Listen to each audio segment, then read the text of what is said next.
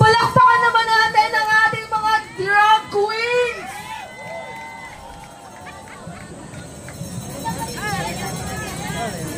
Muli, ano ang ating panawagan? Sara Duterte? Sara Duterte? At para sa ating huling dalawang tagapagsalita, tinatawagan ko si kasamang Justin Balane mula sa Akbayan Youth National, chairperson and fourth nominee ng Akbayan Party List.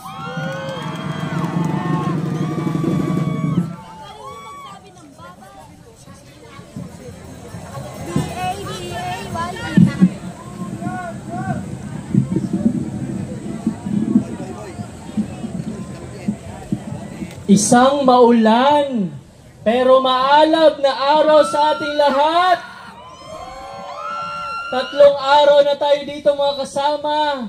Sino dito ang nasa Lunes pa na pagkilos, mag-ingay? Unang-una, kilalanin natin ang mga magigiting na Fantastic Five, Mythical 5, Voltes 5, ang ating mga magigiting na mga senador na tumindig para sa ating saligang batas. Palakpakan natin si Senator Coco Pimentel, Senator Binay, Senator Gatchalian, Senator Poe, at si Senator Risa Hontiveros. Maraming salamat sa pagtindig at sa pakikinig sa taong bayan. Ang daming paandar ng Senado, nag-robe, nanumpa, pero binalik lang din sa House of Representatives. Ano yan? Senator Judge for clout? Nanumpa sila, pero ang pinakaunang ginawa ay binali din ang kanilang pangako. Anong masasabi natin kay Senator Cheese Escudero? Si Senator Cheese ay duwag, pero siya din ay isang malaking constitutional crisis. Isang malaking constitutional crisis o crisis. Si Cheese Escudero, malaking constitutional crisis na hindi kinonvene agad ang impeachment court. Isang malaking constitutional crisis na ang tungkulin ng Senado ay hindi niya ginampanan. Isang malaking constitutional crisis na binalik sa Kamara ang impeachment court. Bakit ba ayaw nilang dinggin o i-convene itong impeachment court? Ayaw nila na maisawalat kung paano sinimot ni Vice President Sara Duterte ang pondo ng bayan. Ayaw nilang malaman ninyo kung paano niya ginasta at kung paano na lang lumaki ang kanyang tagong yaman ng mga Duterte. Ayaw malaman ng mga senador. Ayaw na ipaalam sa taong bayan kung gaano kasangkot si Vice President Sara Duterte sa patayan na nangyari sa war on drugs. Mahiya naman ang Senado. Ang gusto ng taong bayan, i-convict at i-evict na ang iyabab na si Vice President Sara Duterte. Huwag nating kalimutan, natatakot sila sa atin. Natatakot sila sa ating kapangyarihan. Wala sa plenaryo ng Senado ang kapangyarihan, nasa taong bayan. At ang gusto ng taong bayan ay sundin ang saligang batas. Kaya ang panawagan natin ngayon, litisin, litisin. Sara Duterte! Litisin, litisin. Sara Duterte! Maraming salamat at mag-ingay mga kasama. At para sa pagrerehistro mula sa Kalipunan, Partido Manggagawa, leader ng Lungsod Maralita, si Kasamang Ver. Isang maalab na pagbati mula po sa araw na ito, June 11, tandaan po natin ang pagbabago ng kilusang masa. Mga kasama, nais ko lamang pong ipaabot sa inyo ang pahayag ng kilusang masa.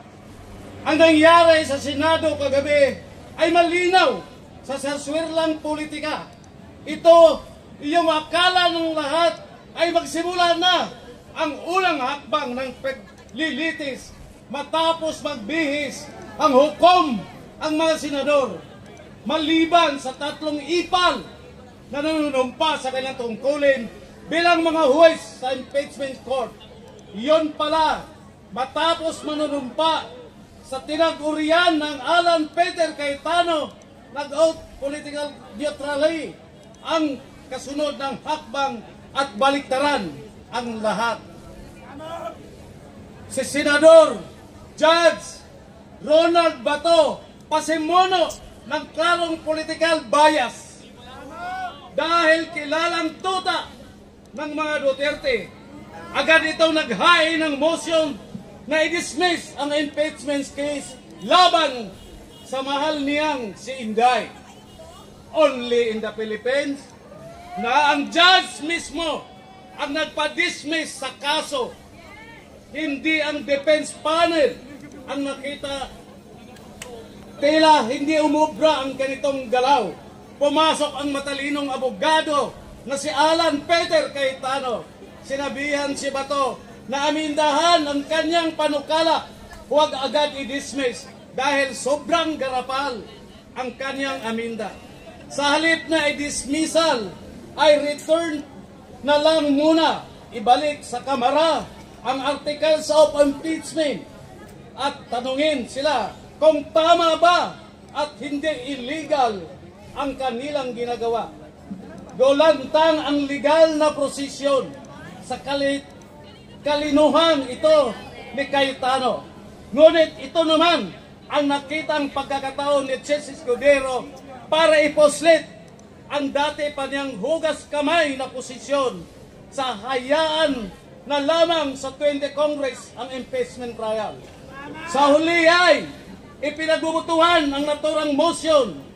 18 po ang bumoto na ibalik sa Kongreso at 5 lamang ang na-score ng ating 5 bayaning senador. Mula dito ay nabaliktad ang lahat. Sa halip na si Sara na ang litisin, ang Kamara ngayon ang ipinaliwanag ng Senado kung tama ba o hindi ang kanilang ginagawa. Sa halip na Senado na ang mag-proceed for which ang House Prosecutor ngayon naging held withheld, hindi na nila mababasa pa ang impeachment court articles of impeachment na siyang requirements ng batas dahil ang una muna nilang gagawin ay takutin ang kanilang ulo at tanungin ang sariling legal na matalino na sila sa harap ni Bato at Cayetano. Huwag tayong magpayo sa ginagawang palusot ng mayoryang Senado dahil yan ay planado sa simulat-simulat pa. Kaya delete ang matagal ng impeachment ay dahil una sa agenda ng mayorya ay pansariling interes. Boladas at palamuti lang sa kanila ang konstitusyonal na tungkulin. Palusot at ang kanilang maraming ginagawa. Nagtangkapang magtunog ng masa ang ilang senador bilang suporta kay Bato.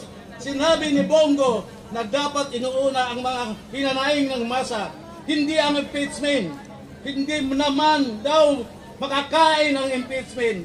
Nakalimutan na yata ni Bongo at ni Sara lumabas sa investigasyon ng Quadcom ay kumain ng milyones na halaga ng piatos at marami pang mga tsitseryang gamit ang pondos ng bayan.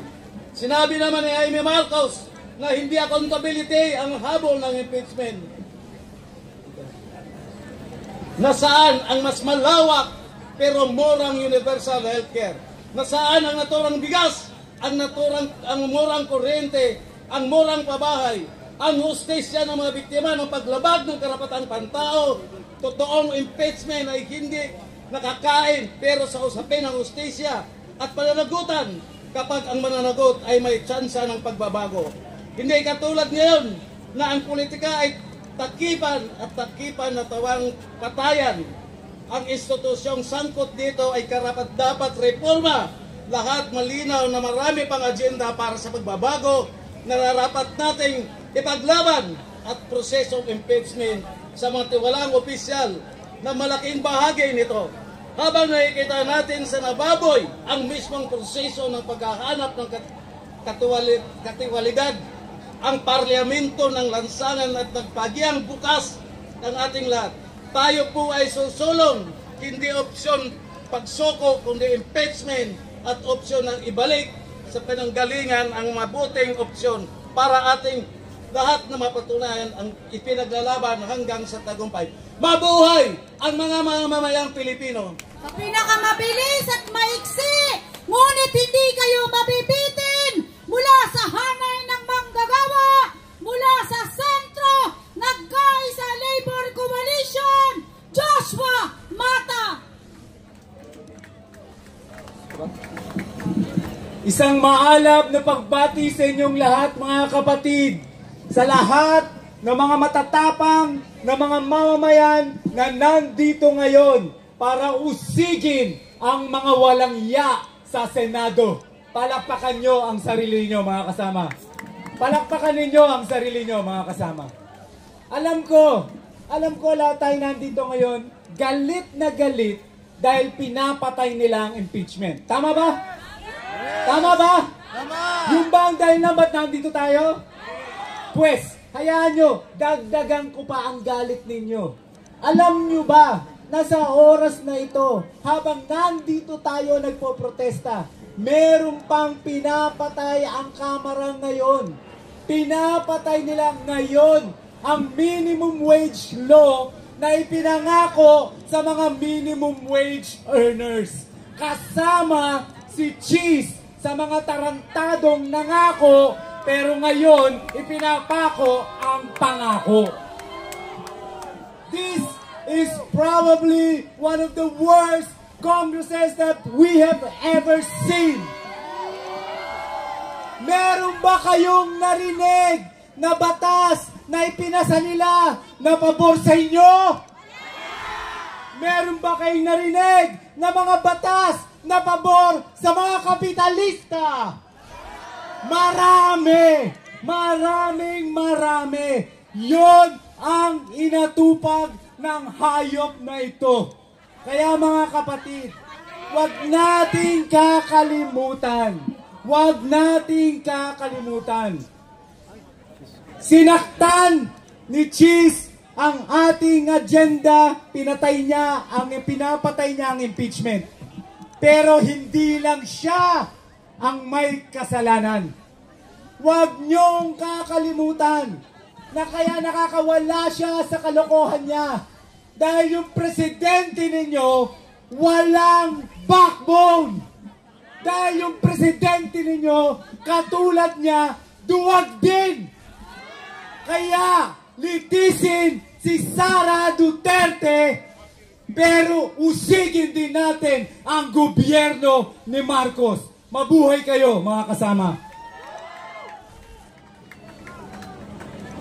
Maraming salamat at narehistro ang pagburol at pagbabanta ng paglilibing sa dagdag sahod ng hanay ng manggagawa.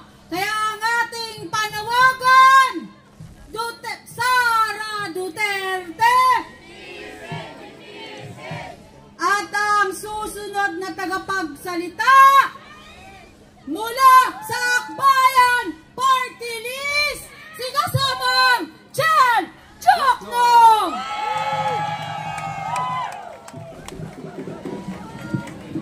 Sara Duterte! BTC! Sara Duterte!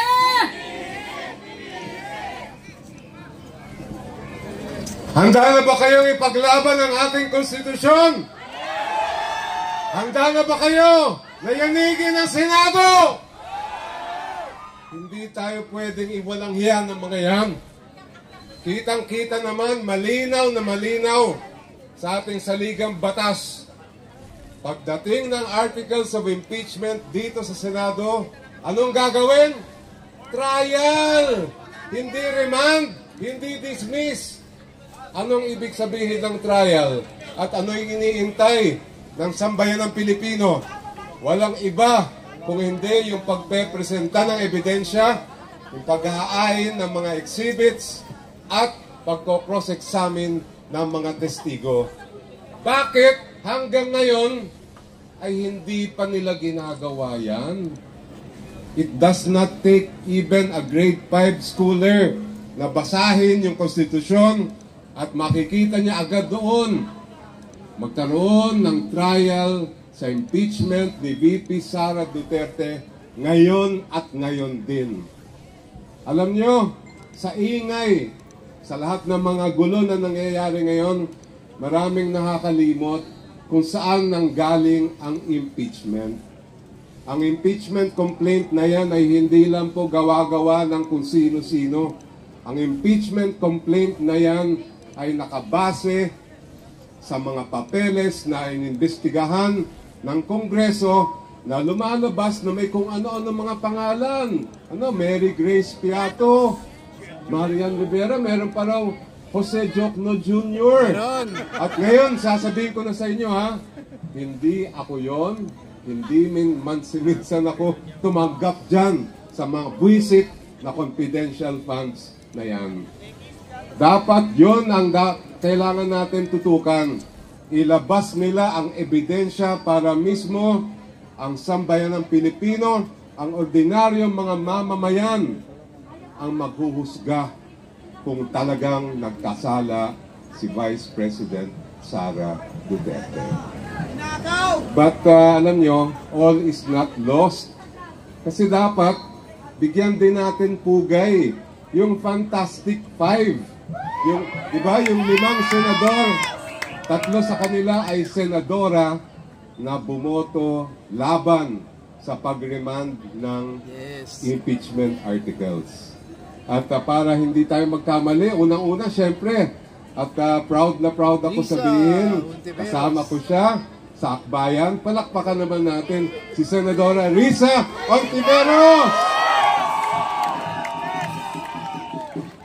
Susunod naman si Senator Grace Poe, Senator Nancy Binay, Senator Sherwin Gatchalian, at si Senate Minority Leader Coco Pimentel. Kailangan po, kahit pagod na tayo, kailangan tuloy-tuloy yung pagsisigaw natin dyan sa gusali na yan. Sundin nyo ang konstitusyon ngayon. Sundin nyo ang utos ng bayan. Maraming salamat po.